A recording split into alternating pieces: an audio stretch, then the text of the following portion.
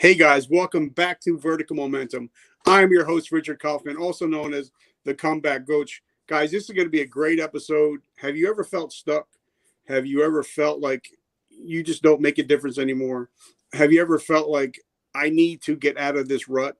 Well, this is the episode you need to talk to, because the gentleman I'm going to talk to today, my friend Brian, is the Swiss Army knife of mindset. He's a coach, author, speaker. He does it all. And not only that, but as I'm a little bit teary-eyed because this man actually changed my life. I felt at one point I wasn't living intentional, and I was just letting my day rule my life. So definitely check out this episode. You're going to love it. Make sure you subscribe and hit that notification bell. Brian, thank you so much, my brother. I'm truly humbled and grateful to call you friend. Well, man, I'm happy to be here with you. Grateful for the opportunity. And I'm pretty sure it was our mutual friend, Joe Graham, that got us connected. And so I at least want to give him a shout out as well while we're together, because he's a genuine human being connecting good people with good people. And man, that's how collective impact takes place. Yeah, guys, if you never listened to Joe's podcast, 150,000 podcasts, make sure you definitely check him out. So before we even get started, Brian, what is your definition of resilience? You know, you told me like 2 minutes ago that you were going to ask me that question first. And it's very, very rare that words don't come quickly for me. And this is one of those, because resiliency means a whole lot to me. It's kind of like been the story of my life. And so I would say that the definition is also connected to one of my core lessons, which is that I learned very early in life not to get stuck by the things that have happened to me, but instead get moved by what I can do with them. And so the reality of it is the resiliency is the ability to move despite resistance, the ability to continue, the ability to stand back up, the ability to survive, and also start to shift into the ability to just be alive. I love it. So let's hop back in the Wayback Machine. Tell us a little bit about yourself and how you became the man that you are today. I always have to start with the current state, which is that I'm a husband and father first. The reality of it is that my wife and my two beautiful children, man, they are everything to me. And that's the only thing binary in my world. So if the three of them aren't good, that means I'm walking away from everything else. At the end of the day, that's all that matters to me. And then secondary, all the impact that we're going to create. But, you know, the origin story, this is one of the things that I think sometimes get some shock in some people's worlds when I start to tell this. But I'm just going to say for a second, I'm going to expedite the story. August 10th, 1992, 115-degree day, 6:10 p.m. My mom, my brother, and I went to our local Walmart to get a 1-inch paintbrush. And as we headed back to our car, anybody who's known me for about 2.5 seconds knows that I talk fast, I walk fast. I've always had this excitement for life. So it doesn't surprise anybody I was the first one there. I was standing next to my mom's car waiting for her to unlock the doors. And this was back in the days before there was key fobs. So I had to wait for her to literally reach in her purse, grab the keys, stick it in the door, and turn it so we went on our way. And as I was standing there, the driver and middle passenger in a truck parked and got out right in front of the store. Passenger all the way to the right felt the truck moving backwards. So Richard, he did what any one of us would do.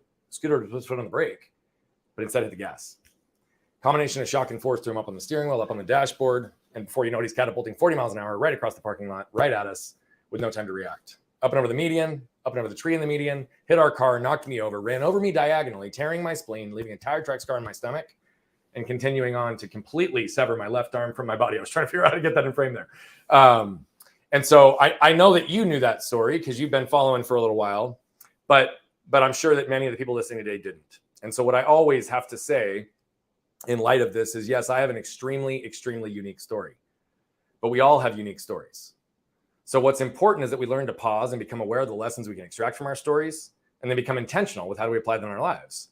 And we all have the ability to do that. We also all have the ability to tap into the collective wisdom of other people's stories to shorten our own curve to learning. And one thing that I always have to say when I tell this story, and I skipped right over it today, not intentionally, is that the woman who saved my life was a nurse that walked out of the store. She saw the literal life and limb scenario right in front of her, and I am forever indebted to her for choosing to turn into action versus go on with her day. That's a lesson I extracted from her wisdom. And when she came over, she stopped the bleeding on the main wound and saved my life.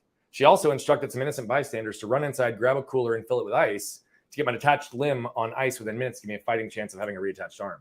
So it was not for this woman and her decision to go into action to help and benefit me. I either wouldn't be here with you today, or I'd be here today with a cleaned up stump. And I love it. Now look at the shirt I'm wearing. Today I decide. Right. The 3 most important words in the English language. So now talk to me, because, and it doesn't seem to be too far behind. I actually got hurt in the military. I was backing up a Humvee. Instead of him hitting the brakes, he hit the gas and ran over my head. That's why I'm 80% blind. And they ran over my whole body and my head. So I totally get. I can actually. You might get it even more than I do, bro. You run over on the head. So I actually see, where you're coming from. Now, as a little kid, how old were you at this point? I was 7. So what was that like the next couple of years, having to? You're a different kid now. Not only mentally but physically, and having to come back. As a young child, having to come back from something that most kids will never have to come back from. Yeah. I'm not going to lie. It wasn't easy in any respect, but it was also some of the greatest foundation that could have been created for my life. I felt sorry for myself very quickly, right? Even at 7, I remember laying in that bed, wondering what the rest of my life would look like and asking questions like, why me?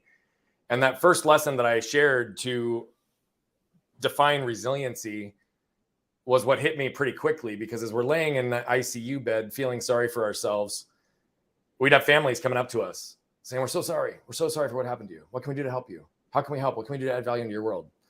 And then we'd learn that their kid's laying in the hospital bed next to me with a terminal illness and doesn't know if they're going to live for another 30 days. Other than the immediate threat to my life, I was going to live. I didn't know at that moment whether or not I would have my arm, but I knew I'd have my life. And so that snapped perspective in very, very quickly. And so I immediately shifted to just, okay, this is my life and this is what I'm going to have to deal with. There's a lot of unintended things that took place. Part of the reason I'm so intentional today is because of the lack of awareness I had around the unintentional creeping of things into my world.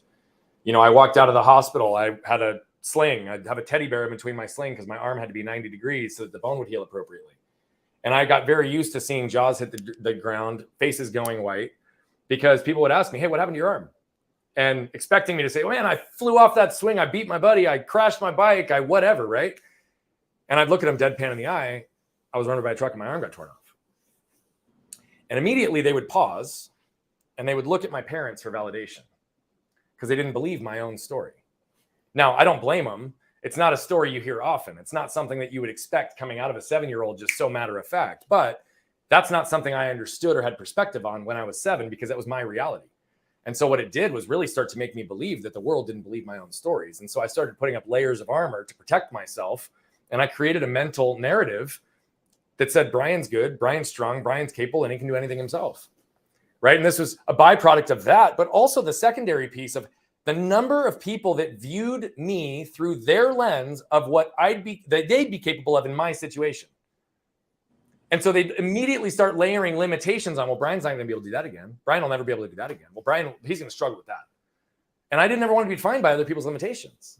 So part of our concept around no limits truly what started back then, because I was not going to be defined by anybody else's limitations. And that was the time that I started to realize that the only limitations are the ones that we place upon ourselves.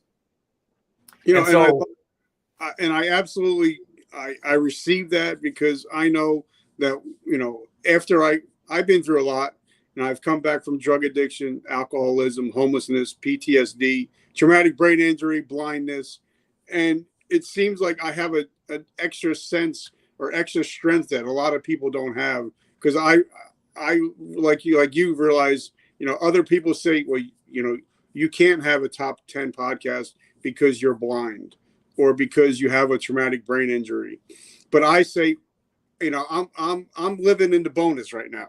I'm not supposed to be here. So there's nothing that I can't do. Is that the kind of mindset you started to have? Yeah. I don't know that I had the words for it when I was 7, 8, and 9. Right. But today it's very clear. I just got a very healthy relationship with mortality at a very young age. Right. And when you start to realize like that every day is a gift beyond what you had prior. I mean, I literally could have died and bled out in that parking lot. When you lose a major limb, it happens like that. It's not long. Right. And so I could have died that day. And there was multiple situations afterwards. And so now it's very easy for me to recognize just that. I have a healthy relationship with mortality. And so every day is a gift, but that also means that I want to maximize every day as it relates to how I want to live my life. Because I could just sit on a couch and do nothing. And I don't say that to vilify anybody who's in a position that's doing that, but that's not how I choose to live my life, right? That's not how I want to exist in this world. And so I can, again, get stuck by the things that have happened to me, or I can extract the lessons that I can from them and move through them in a way that I can live not restrained by those situations. And to your point exactly, my question is like, why not? Why not? I was on a show yesterday with a 15-year-old entrepreneur who's got a phenomenal business. It's been building, growing, and scaling. And he said, well, what message do you have for me as a 15-year-old? Because I keep telling people to tell me that I should slow down, that a 15-year-old can't have this size business, that I can't actually have this level of success and actually operate in the world. And his whole business is around spirituality, mentality, emotions, and it's deeply historic, but he's being told by the world that he can't. Now, he hasn't had the death and brush with mortality like you and I have had, but sometimes we just need to speak life into people, because that's what I think you and I have an appreciation for, is just that, life. Our ability to live is the gift. So if we can center ourselves in this moment, then we're only confined and defined and limited based on the things that we choose to limit ourselves. That's just how I view the world, brother. Yeah. And one thing I always say, I believe in generational curses, but I also believe in generational blessings. Absolutely. And I believe that we either speak life into our children or we speak death into our children. So if you're a parent, just please write that down. You're either speaking life into your children or death. So I just wanted to put that out there because, something that you said earlier, it really affected me about, how you had to come back at such an early age, but now you have beautiful children, you have your bride, and you're speaking life into your children every day. So I just wanted to I appreciate that. I want to give a little bit of a clarifying point to extend your thought further for other people. We need to be really paying attention to who our kids are and how they receive information, because there's times that we may believe we're speaking life into them when it feels and is being received like we're speaking death into them. And so even with good intent, I think we have to really make sure that we're going that extra level to communicate, to really understand what we're resonating and connecting with our kids. Can I give an example of what I mean by this? Yeah, I'm all ears. I'm listening. My son is very much like me, which means that in our household, he's the one that triggers me the most, because I see the areas that he's got limitations and blocks that I resonate with from 30 years ago. I understand some of the ways that he enters into the world, how he communicates with people. And so I recognize that there's abilities for me to shorten his curve to learning so that he doesn't have to go through some of the same challenges I might have had to for a variety of different reasons. Because I know my son, I am never of the belief that anything that I'm going to put into his world is intended to portray or advance my initiative. Meaning, I don't want to layer on or pressure on my beliefs on what's good for him. I want to extend and support the things that he defines are good for him. There are times that in sports, I know his desire to perform. I know his desire to connect with his team. I know his desire to do certain things. And I'm never one of those parents that's on the sideline. Like, failure to me is a gift. And at the end of the day, at age 8, he's out there to have fun, to learn, and to connect. So I don't care about the performance, but I care about that. I want him to have fun. I want him to learn, and I want him to connect. And so if he, because he's on the spectrum, has any blocks to that, and I think it'll help him advance to the areas that he wants to connect better, I'll sometimes give advice. Sometimes it's received. Often it's not. Last week at our game, and I'm very, very intentional with all of my clients, with my associates, with my wife, with so many of my friends, to always ask permission before I give feedback or speak into them. If I see something, I have a hard time, like you said, if I see something or I know something, I have a hard time not doing it, right? I have a hard time not saying something. So if I see a way that I can help someone, I often want to speak into that. But I learned a long time ago that most people aren't always ready to receive that. And so I always ask permission. Hey, if I see something that could add value into your world, would you want to hear about it, right? Do you mind if I speak into you? Those types of things. I don't always do that with my son. Even though I know that what I'm doing is for his best interest based on what I believe aligns with him, I don't always ask permission. So last week at football, They were warming up. They were practicing. He got to be quarterback. They gave him the whiteboard. He drew up plays. He was doing this. There was a couple of areas where he just wasn't hearing or connecting with what the coach was saying or what the team was saying. And so I was like, okay, this might be an area that I could help him. I could raise a level of awareness for him in this moment. But for whatever reason, when he came over to me on the sideline, I paused. And in that moment, instead of giving feedback like I have so many other times in a way that was truly wrapped in love to support him and help him, I said, hey, dude, if I had something that I think could help you better connect, better understand and communicate with your coach or your team, or perform better on the field, do you want me to share it with you? Or do you just want me to cheer regardless? He paused and he said, the second one. I believed I was speaking life into him, but he was receiving it as criticism. And no matter how much I wrapped it with love and gave intention around those words, at the end of the day, if he's not open to receive it, it's going to feel as if I'm speaking death into him. And so that's why I wanted to clarify your point, because the quote you had everybody write down is phenomenal. But where I want to go a level further is, are we actually aware enough to understand that what we're speaking into our kids is being received as life or being received as death? Because it's only a matter of how they're receiving it, not about how we're delivering it. You know, and I love it because are you sure we're not related somehow? I actually have a son. He has Asperger's, which is on the spectrum. Yep. But he's in college right now. He's kicking ass. So I totally get how sometimes we have to say something a different way in order to, for a child that is on the spectrum. So if parents out there with children on the spectrum, make sure you guys are watching. But I'm going to say that that's true for everybody, neurotypical as well, right? Let's just always make sure that what we're positioning is actually being received the way we intend it. Okay, so now what kind of kid were you in high school? Did you go to college? Yeah, I went to college. Man, I was an overachiever, but I was also one that wasn't going to be defined by anybody else. So, I started my first business when I was 11. I started my second business when I was 13. And I had a well-running landscape and yard maintenance business with 40 clients by the time I was 14 in my yard. And so I was working multiple afternoons, multiple weekends, because I wanted to create a life for myself. And I wanted to start to prove to myself that I could be independent in multiple different ways. And so, and I also didn't want to just sit around even in high school. And my parents weren't the type that gave us allowance. So if I wanted something, I went out to go get it. Right. And so that was just often like what I had created. I worked truly as a teenager. I had a lot of fun in high school. I played sports. I was a tennis pro for a few years and ran actually a couple of different tennis shops as well from the time I was 15 till the time I was about 18. So I had a lot of very, very early entrepreneurial and business experience, actually running some small businesses on behalf of the owners at a very young age. So I had a lot of fun. I went thinking I was going to play tennis in college. And I quit a month before I went to school because I just was burned out. I'd been on the court 70 hours a week between teaching and playing for the prior 4 years. And it just was getting to a place where it just wasn't serving me anymore. And I wanted to have a different experience in college. I went to a small private school in Southern California called University of Redlands. And, long story short, not only was it one of the best 4 years of my life, but that's where I met my wife. And so I genuinely believe it's where I was meant to be at that time in my life. And I got to learn, grow, spread my wings. And I got far enough away from Phoenix that I got to actually establish some independence beyond my family and my friends and my relationships, which really just broadened my perspectives. And so, man, I was a good student. I was a good athlete. I was a good friend. But I was also very disconnected from myself. And I didn't realize that until far later. So what did you major in college? I got a Bachelor of Science in business and I got a Bachelor of Arts in psychology. Okay, which I think psychology and business go friggin' hand in hand. Yeah. But I talked to a guy yesterday.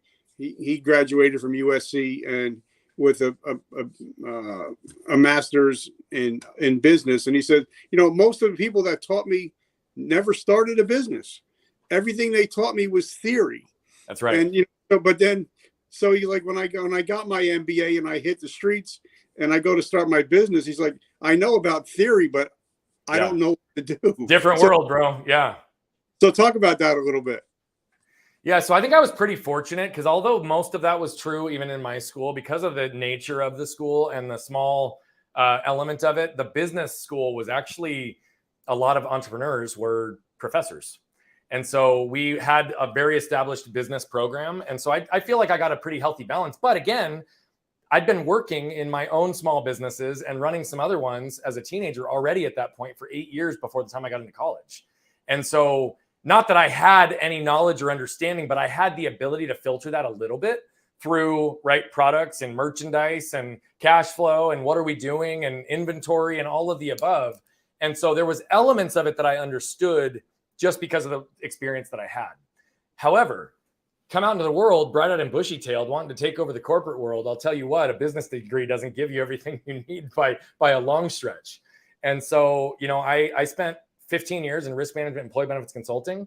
I spent the first 5 at a publicly traded company after doing an internship where I just had some really amazing opportunities very early to help create some ultimately accounting softwares that was able to find lost commissions and revenues or ones that hadn't actually billed despite what we had set up in the system.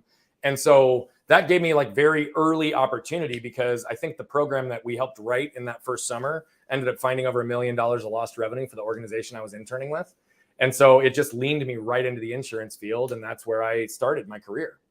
All right. So first I want to thank our sponsors. First of all, without you guys, the show would not go on. I came out with my own coffee because when I was growing up, I loved energy drinks, but now I became an old man. I'm only allowed to have one a day. So I created my own coffee, which is Vertical Momentum coffee. Beautiful. Twice the amount of caffeine, no crash, tastes amazing. But the best part is 100% of the proceeds go to help veterans struggling with homelessness and PTSD. So if you guys love coffee and you love a mission, definitely check out Vertical Momentum Coffee. Write the word coffee down below, and I'll send you the information. Now, for me, I did 23 years in the military. I would have done 30 if I didn't get hurt. And, in the military, we're taught how to follow an SOP, standard operation procedures. But when we get out, we want to start a company. We want to start, and I've done this, so I can actually laugh about it myself. We get out, we want to start a t-shirt company, hat company, liquor, coffee. And then 6 months later, we're $10,000 in debt and don't know what the hell just happened. And I think a lot of it has to do with not being intentional. We're just, instead of being like a sniper, we just pray and spray everywhere. So please, talk to us a little bit about, being intentional in business and relationships. Yeah. So I have to start because you can't be intentional with what you're unaware of. And so intention is absolutely how we apply it into the world, but awareness is where it starts, I believe. Our minds process 11 million bits of information per second, but we're only consciously aware of about 40. Right. So that suggests just by itself that we largely live in the unconscious, which doesn't surprise us now when most people claim that they're victims and that life is fate and that they have no influence or control of their destinies. Because until you go through a systematic process of moving the unconscious to the conscious, the unaware to the aware, you cannot be intentional. So I have to say that we always have to start with awareness of self, internal and external self-awareness, but also awareness of the environment, situations, and things that we're operating in business with. Because if we don't have a knowledge, we don't have an understanding, we don't have awareness, right? Then we need to be aware that we don't know what we don't know so that we can be intentional with finding the information that we need to put us in the right position. So it doesn't matter what situation we're in. I would argue that we need to really make sure that we understand ourselves first, whether we're talking about building an effective intentional process in relationships or in business. I believe they're one and the same. Relationships are business. Business is relationships. And so that's why so much of the content and the way that we speak is a very holistic nature, because I don't believe in work-life balance. I believe in work-life integration. We have one life.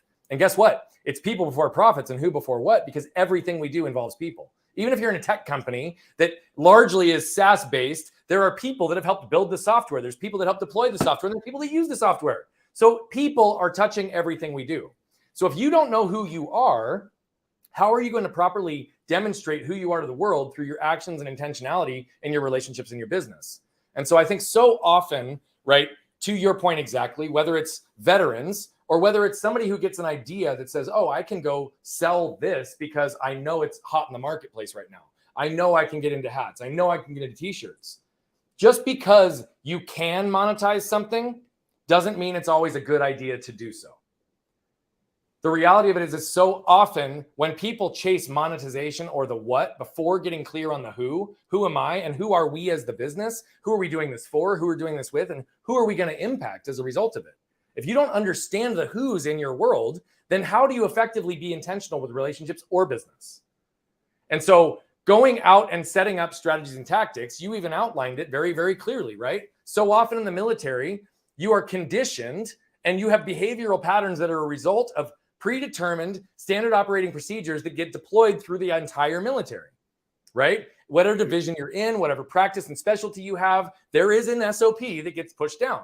This is how you live your life. This is how you do your job. This is how you interact with your hierarchies and superiors and new folks. And this is how you act with civilians. Like, it's literally outlined. And I say that with no vilification. It's just the truth, right? And so if you understand that standard operating procedures are truly an embodied behavioral pattern that is conditioned in, then that also requires that you can either learn how to leverage those existing standard operating procedures and how do you actually move through the world, or you recognize that they may be some layers that you need to shed. See, most people think that they're stuck, or the only way to build a business is if you find the right strategy and tactics, the right set of operating procedures. And they're critically important for leveraging and scaling our lives and our businesses. But strategy and tactics are not the things that keep us stuck. So the reality of it is when all of a sudden we're $10,000 in debt and asking ourselves what just happened, it has nothing to do with the strategy and tactics that went out to it, because the foundation wasn't set, because the who wasn't clear in the beginning.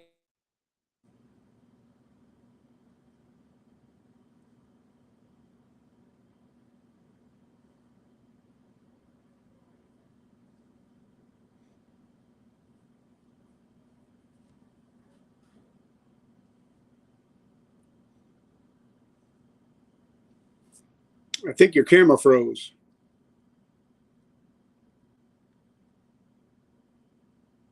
Yep, your camera froze, and I can see you. I can't hear you, so hopefully it's going to pop back on again.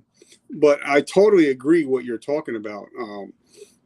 It's amazing how, like, I've lost a couple businesses because I didn't follow an SOP. Let me see.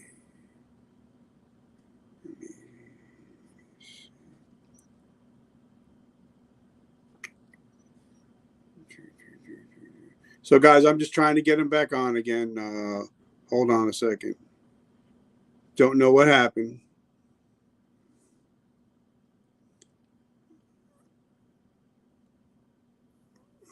Hopefully we'll get him back on again.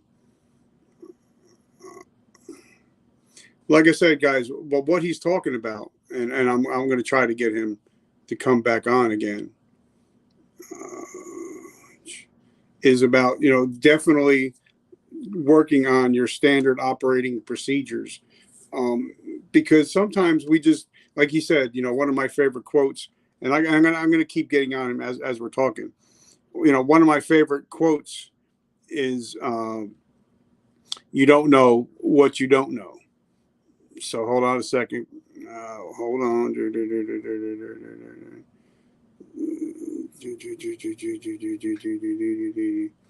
Where is it?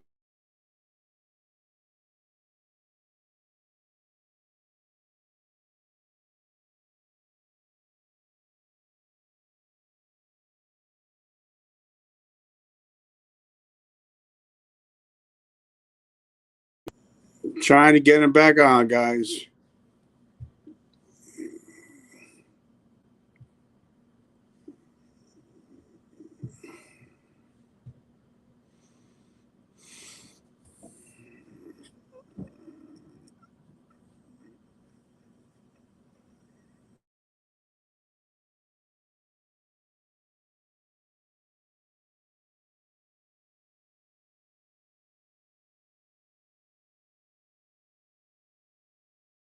We're going to try to get him back on again. I sent him another invite. But, I lost a couple businesses because I did not get the right information. Like he talked about, you don't know what you don't know. And I didn't know, So what I did is I had to go join a mastermind. I had to start taking courses. Like I took some courses by Mr. Travis Johnson. I took some courses by John Lee Dumas. I took some courses by Zach Babcock. So I actually took some more courses so I can learn what to do, because I didn't know, like you said, didn't know what I didn't know. So sometimes, you might have to, if you want to get where you're going, sometimes you might have to spend a little money and, like I said, become a part of a mastermind, invest in some courses, I invested in Audible to where I'm listening to 2 or 3 books a week. So that's something that I do because I'm constantly trying to learn. I'm constantly trying to be a better podcaster, to be a better host, to be a better interviewer. So hold on one second. I'm trying to get it back.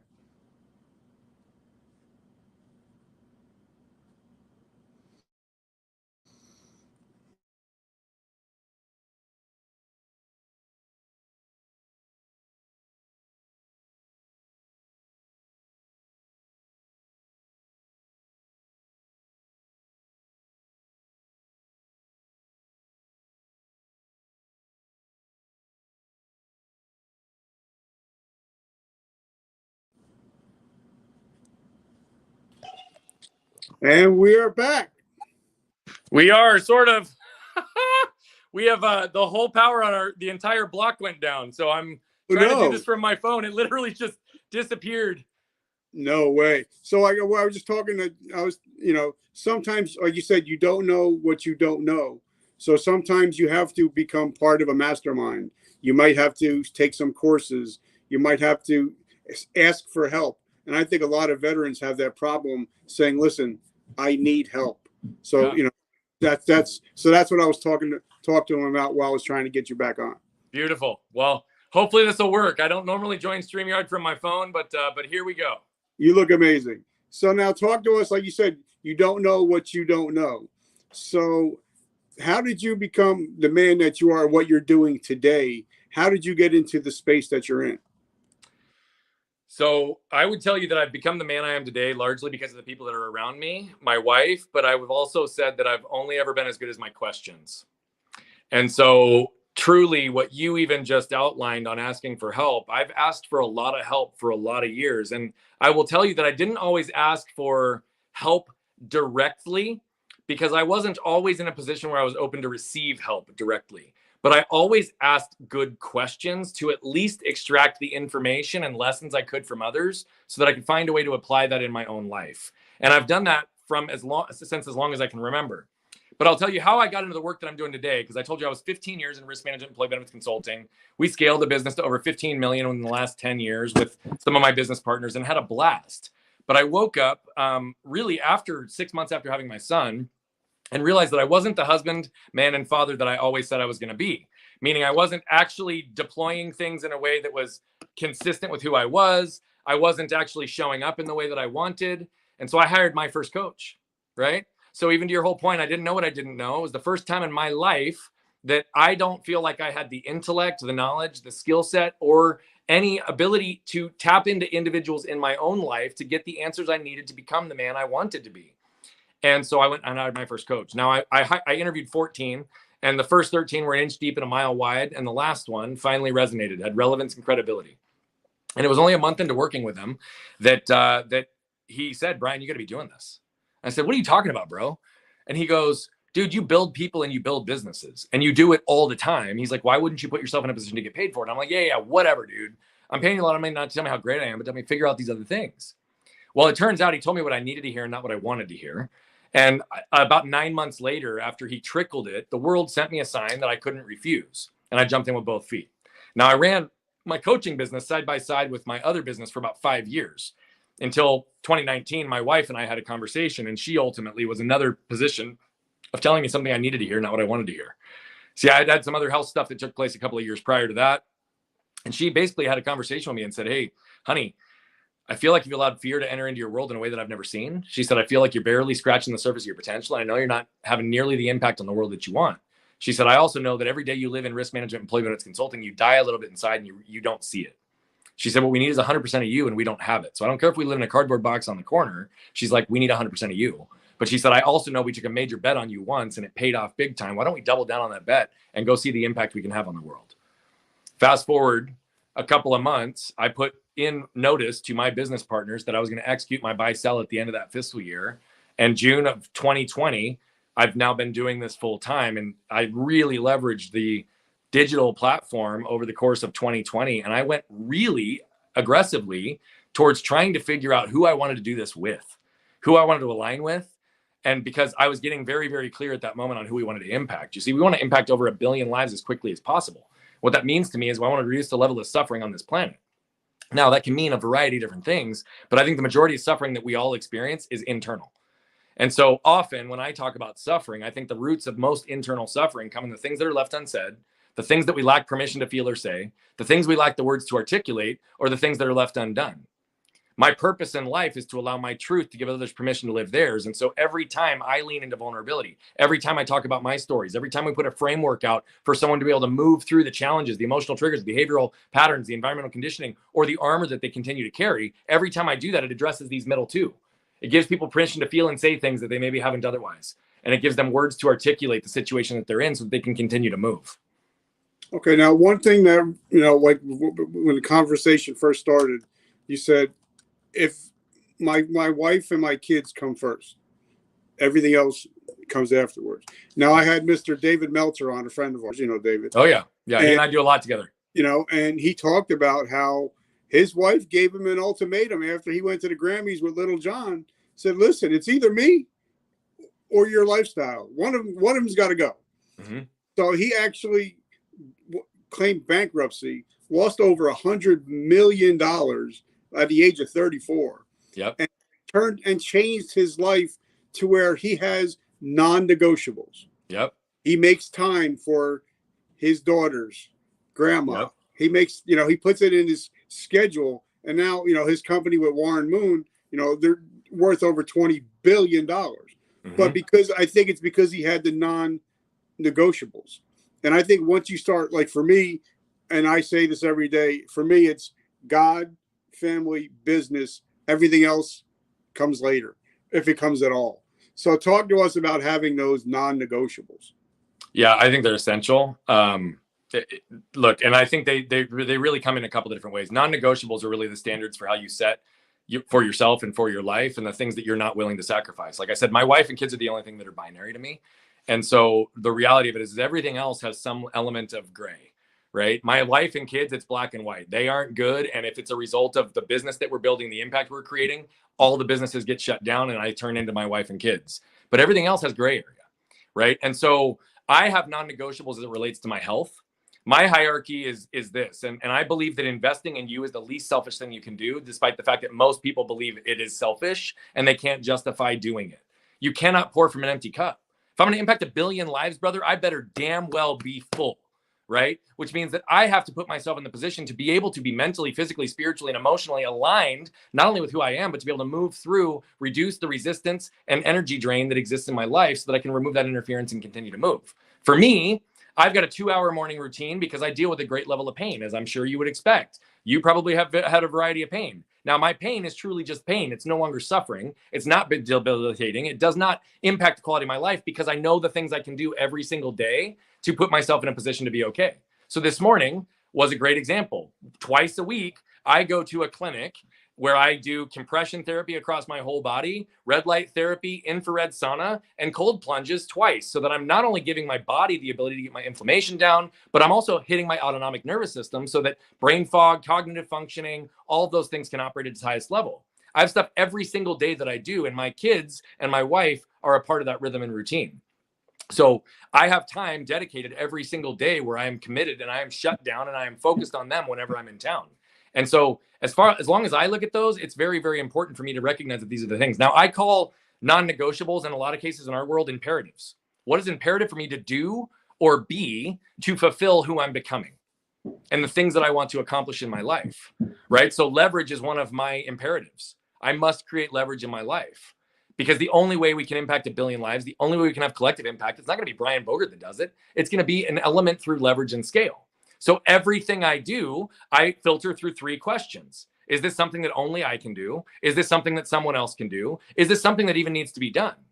Now, that doesn't mean that I push off every single thing if the answer isn't only me, but it's at least entering into it from a position of awareness so I can be extremely intentional through understanding how to delegate and apply leverage and scale through people's systems and truly technology. And so that's an imperative in my world. An imperative also in my world is peak physical condition, because the only way that I can do and be the person that I want is if I truly am operating in a place that I am deeply aligned in my body, mind, and soul. The only way I can move at the level that I need to is if I mitigate pain, which means I have got to keep inflammation down. I have to pay attention to the things that I'm putting in my body, as well as the things I'm doing to move my body so that it can stay consistent. Because if I'm not aligned physically, it will impact mentality, it'll impact emotional state, and it'll impact my spiritual belief. So every single morning, in addition to my body work, I have quiet time and breath work to be able to center myself through meditation and consciousness work to get the downloads I need for the world and to truly center in who I am. Because again, I do all of that before 6 a.m., before anybody needs anything from me, because that's the only time of day that I have 100% control of my time, when nobody is tapping into what they need from me. So I can make it all about me as long as I'm willing to put the time, energy, and effort into creating the intention in those reps that I need to do regularly and consistently. And, that's one thing that I love. My friend James Clear wrote an amazing book, Atomic Habits. Atomic Habits, yep. And my friend Ed Mylett, that's something that he really talks a lot about is, your evening routine and your morning routine. Your next day is going to depend on your evening and morning. It starts the night before. So talk about a little bit about your evening, your wind down, and then your wind up routines. Yeah. So my wind down routine starts typically when I'm in town between 5:30 and 6 p.m. And that's when I typically will go inside to be with my family. So whether I've had meetings out all day or we're working in our casita in our office, whatever we're doing, depending on where and how I am, if I'm in town, I'm typically in my house by 6 p.m. because 6 p.m. is family time for me. I have typically an hour and a half to 2 hours between 6 and 7, 7:30, 8 at the latest, typically, where we are all going to be intentional and together. We have dinner together most nights of the week when I'm in town. And it's time that I get to spend intentional time with both my kids, learning about their days, getting downloads, and hearing how they're processing what they experienced well before bedtime. Since my kids have been babies, my wife and I have always had a bedtime routine with them. So 2 hours of my day, almost every day when I'm in town, is committed to my wife and my kids, where I can be very, very intentional. And we have a bedtime routine with them. So then my next level of wind down, what I didn't mention is before I go in the house at 6, my primary phone, I have 2 phones. My primary phone, the one that I'm operating right now, the one that the whole world has access to me on, stays in my office. I leave it in the office until after the kids go to bed, because I want 0 distractions from the outside world when I'm paying attention to and investing in my inside world. And so I literally intentionally remove the ability for the outside world to get access to me for 2 hours every evening. After they go to bed, I'll typically touch base and reconnect, look at my phone again, and reconcile anything that needs to be addressed that evening before the next day. And I also look at my calendar, understand what I'm prepping for, and then I begin my prep. Because whether I'm going to hot yoga at 4:30 in the morning, I'm doing these other things, or I've got to get myself prepped in my own gym, the reality of it is I get everything I need for the next morning ready the night before so that I have 0 resistance when I get up the next day. I don't like friction in the morning. I like to be able to lean right into what I do. And so I get my water bottles ready. I get my clothes ready. I get anything else that I would need ready. And then I reconcile everything that I have from a work standpoint, because I typically don't touch anything with work again until 6 or 6:30 in the morning, because I don't touch this phone until after my morning routine. And the reason I do that is I don't want outside noise influencing how I'm centering myself.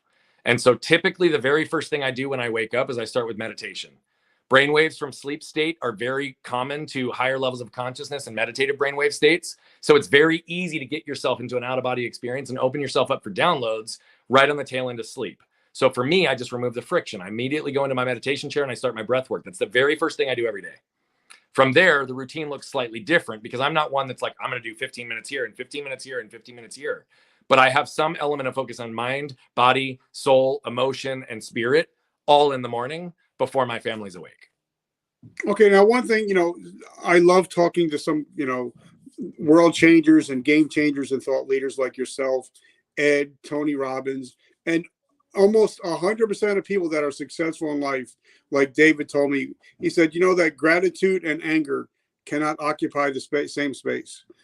And a lot of us, like for me, I go to bed and I pray and I list 3 things that I'm grateful for.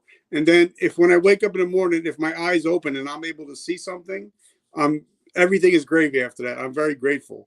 So you seem like a guy that has a lot of gratitude in his life. Because you can just touch on a little bit of gratitude. Yeah, I do have a lot of gratitude in life, but I will be honest, this is something that I've struggled with, right? I've struggled in my life with being able to truly and deeply appreciate the things that are right in front of me and the things that I have done and the things that I have had and the impacts and moments, right? And part of that is because, to our conversation earlier, right, I always believe in recognizing what's possible. And I believe in helping people see what's possible beyond those limitations. And so for me, whatever's in front of me, I've always had this perception on, well, there could be more. There could be more opportunity.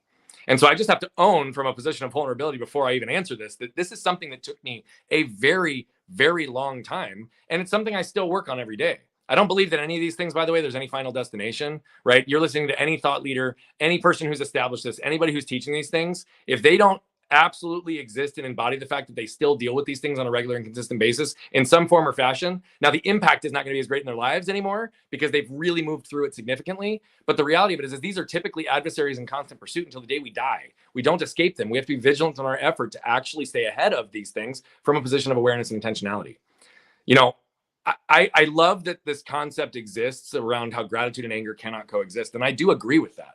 But I think where that sometimes leads people astray is I don't think that you can fabricate gratitude. And so for me, I think that's where I struggled is it's like I can move myself to this place where I intellectually create a narrative that I'm grateful, I'm thankful, and I'm appreciative. But if I don't embody that, if I don't have the mind and heart connection around that gratitude where I can feel the gratitude, then it's really just shifting my mindset and not actually paying attention to the emotion underneath that needs to be addressed. And so I do believe that gratitude and anger cannot coexist. And I do believe that we need to always be looking for the ways that we can be gratitude, where we can intellectually and emotionally feel appreciation and gratitude in our lives. But sometimes those negative emotions create so much interference that you can't just shift your mind and say, I'm going to be grateful. That's where the core of our work really gets into place, because I'm a big believer that we've got to unroot those emotional triggers. Anger, first of all, is a secondary emotion. It's not a primary emotion. So if you're feeling anger around something, my guess is it's connected to a deeper emotion, often somehow tied to shame. But the reality of it is I'm a big believer in allowing ourselves to feel so that we can heal. And so I'm not a big believer in shoving emotions down. And I'm also not a believer in creating just a strong mindset, which is a big thing that's out there in the space. If you've got a good mindset, a good mental narrative, and you've got mental toughness, then you can do anything. But the reality of it is I had a very solid mindset. I had a very solid mental toughness, and I reached high levels of performance. But it also helped me cause and lose who I was, because I'd chased all the what's of the world based on what I'd conditioned to do. And I'd shoved so many feelings down or shut them off just to be able to operate and show up with a smile on my face that I was no longer going to live that way. I believe that you cannot fabricate or manipulate the negative emotions. You have to find a way to actually remove, reduce, or diffuse it in your world. And so if you're experiencing anger, yes, find ways to be grateful. Actually embody that wherever you possibly can. I am 1,000% on board with that. And I love that that's one of the things that one of my best friends in this world, David Meltzer, promotes. And it's true. But again, to the point earlier on recognizing the things that keep us stuck are not typically the wrong strategy and tactics. This is a mental mindset and strategic shift in the way that we think, but not necessarily in the way that we feel. And those are very important, because the highest performers understand whether they're hardwired intellectually or emotionally first, and they learn how to tap into and receive both signals and can balance and regulate between them both, because guess what? They both lie to us and they both tell us the truth. So sometimes we just have to see which one is real in the moment. Something I love about what you talk about is, like I've been in recovery 33 years, going on 34 years, and they talk a lot about how you have to clear the wreckage of the past. And for me, like I have a 12-week program that I coach people about the 3 pillars of forgiveness. First you got to forgive people that have hurt you, not forget, but forgive. Ask for forgiveness for people that you've hurt and try to make amends. But third of all is forgiving ourselves, so we don't have to carry that stuff. So that's something I truly love about you. But I wrote something down because, once I lost my vision, my hearing got a lot better. Not according to my wife, but hearing and listening are two different things, Richard. But I've become very intentional with my listening. Yeah. And you've said something at least 7 times already: when you're not home. So that means you must be out on the road a lot. And I wanted to ask, the reason I wanted to ask that, because a lot of the people that are listening are active duty soldiers, and they're going to be deployed somewhere in the next 6 to 12 months. So how do you maintain the relationship with your wife and your kids while you're not home? Yeah, that's a great question. And Richard, thank you for bringing it back to that, and also reminding me the element of the audience, because 2 things. One, I want to thank you for your service, and I want to thank your family for your service. And I want to do the same thing for every single person listening. It's not lost on me that anybody who's in the military, that means their family's in the military as well. Yeah. It means that everybody is actually being impacted by this situation, this choice, whether it's the individual doing it or the whole family that's supporting it. The reality of it is it impacts everybody. And so it's critically important. And I am deeply grateful, truly, and I feel that to my core, for every single one of the individuals in our world who sacrifices elements of their life, their safety, their freedoms in some ways to ensure that the rest of us have it. Just like I was told by somebody earlier that they would have wished that they could serve. My dad was in the Air Force. Military has existed in my family. And I always would have liked to serve. I just wasn't able to because of my arm. And so I'm just deeply grateful for anybody who's put us in that position. But to answer your question, it's a work in progress. I'm just going to be honest, right? My wife does not necessarily love to talk on the phone or love to talk on FaceTime. Her, with us. And I don't completely disagree. It doesn't give us the same level of connection that we have when we're together. And so that's something that as my kids have started to get older, it's easier for me to establish holistic relationships in the house, because it's not going to speak to my kids doesn't require sacrifice from my wife. So both of our kids don't have cell phones, but they have those gizmo watches where they've got limited ability. Yeah. And so when I'm on the road, we make it a special point where I send them voice notes every single morning, where I get on the phone with them and communicate at least a few minutes every single day and give them updates about what I'm doing. And because they're so interested in what I'm doing in my world, I try to include pictures around the event that I'm at, or the people that we're working with, or what we're doing, so that they have some semblance of where dad is and what he's doing. And then I just have an intentional checkpoint with them every single day where I get a download on their day and get to check in just like I would in my 2 hours when I'm home. My wife and I, that's why I say it's still a work in progress. My kids are 6 and 8, right? So how will that look in another 2 or 3 years when they maybe get a cell phone and I can FaceTime with them and they've got more access to call me, right? And then as my wife, either continues to not want to go down that path in extended long conversations, or if we find another way to connect, what we're starting to do, frankly, is to be able to have her travel with me on certain trips where it makes sense. Have the kids travel with me on certain trips where it makes sense. That is truly integrating them in my life versus just keeping contact with them when I'm gone. I love that. So now, like I said, when you first came on, I think you're the Swiss Army knife of positiveness. And also, so I know you're an author, keynote speaker. So talk to us about some of the stuff you have going on, some of the stuff you've written, and what you got going on today. Yeah. So obviously to impact 1 billion lives, we've got a lot of things in a lot of different directions, and we kind of need to do it that way. And so, some of the things I'm really, really excited about, we have finally launched our No Limits community. We have been asked for a few years to pull together a community and actually have a regular place that is a safe space for individuals to come in and connect and learn the elements of the human experience, learn how to effectively move through our emotional triggers, learn how to embrace pain to avoid suffering, and be a community that helps promote, elevate, and empower each other. And so that has been launching over the course of the last couple of months, and I'm really excited about the traction we're getting and the individuals jumping into that. We also, earlier this year in January, launched and beta tested a group coaching model, which is called No Limits Us. And No Limits Us is groups of 8 to 12 people typically entrepreneurs, typically individuals who have interest in growing their lives and their businesses, where we really give them a framework and guide them through our No Limits You, our philosophy on building your life of intentional alignment, but also go through, again, this structure, really creating this place where individuals can come and learn from each other, learn and grow effectively, not just from me, not just from our content, but as a community and a connected element in a small group that we can have a tight container where all of us get to learn and grow together. Those two things I'm really, really excited about because those are new additions to our world. We've largely been one-to-one coaching. And although there's many different ways that we engage in that, we've been there, we've had our course, and we've also had a lot of stuff in the speaking world. But to be able to have a place where groups of people can connect, create collective impact together, that just really, really excites me. And then we've got some other businesses as well that are really, I'm really excited about. So every one of our entities hits on some element of helping someone discover who they are, who they're doing this for, who they're doing this with, or who they're going to impact.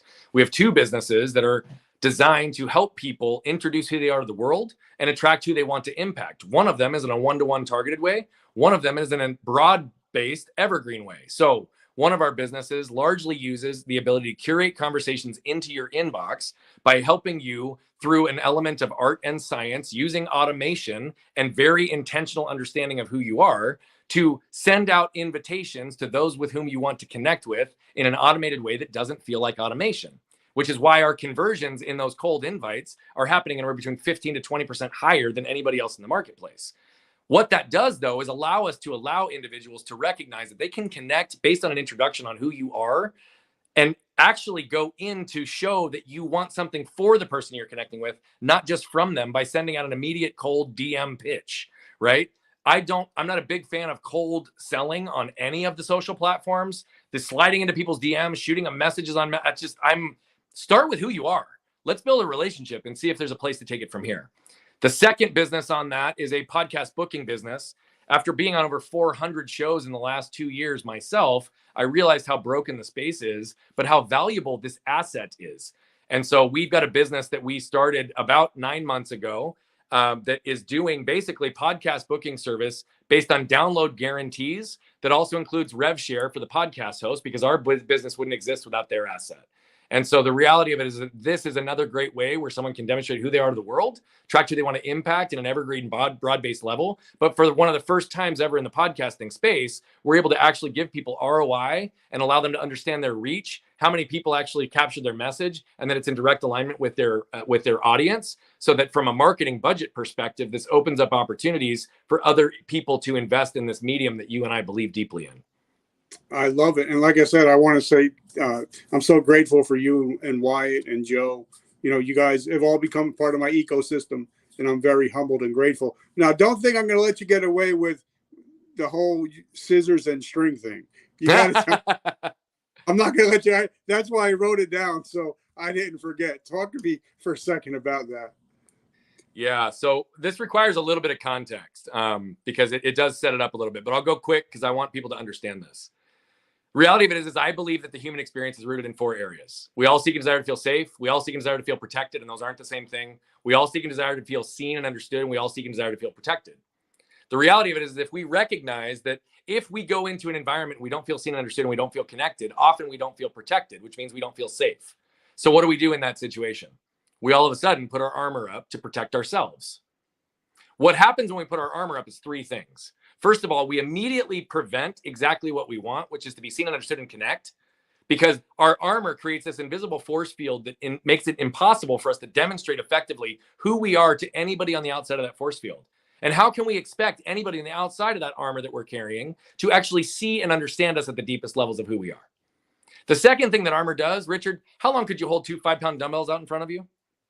Not very long. Couple of minutes, right? And the longer you hold it, the heavier it gets, right? By the way, our armor is no different.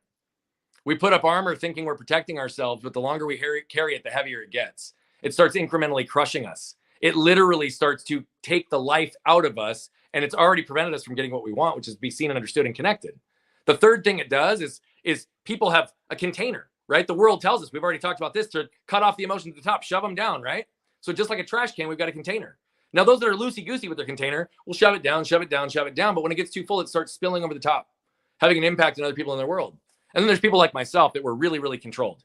right? So I couldn't let anybody even know that I had that container. So I screwed that lid on really, really tight and it was filled with pressure, but I kept shoving more in.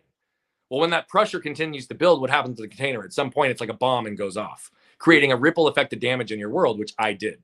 Okay. So one of our biggest things that we focus on is really helping people understand that as leaders in life and in business, that we have to assume and put ourselves in positions where we believe that we're safe so that we can be the protectors and connectors in every environment we go into.